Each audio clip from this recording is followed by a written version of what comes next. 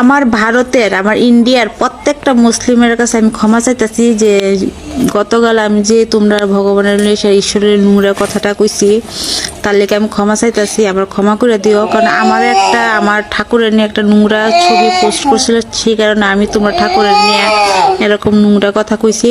তো আমার সবাই ক্ষমা দৃষ্টিতে দেখো। দিদিমণি, তুমি বলছো তোমার জ্ঞানের ভাণ্ডার খুলে গিয়েছে, তুমি বুঝতে পেরেছো যে আমার অন্যায় হয়েছে, তাই মুসলমানরা ক্ষমা করে দাও। তোমার মুসলমানরা ক্ষমা করে দেবে না, কারণ তুমি যে আমাদের আল্লাহকে নিয়ে গালাগালি করেছো, সেই আল্লাহর কাছে ক্ষমা চাইতে হবে। যদি বলে তোমরা তালি কেন লড়াপড়া করছো, মারামারি করছো, হ্যাঁ আমরা করব না, আমরা তারই ইবাদত করি, তার বান্দা আমরা।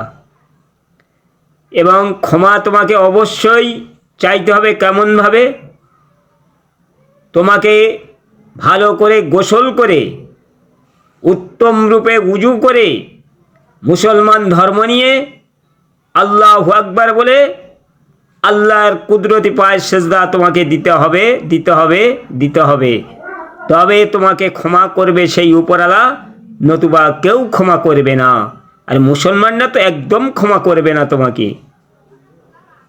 ভিডিওটা ভালো লাগলে বেশি বেশি শেয়ার করতে থাকো।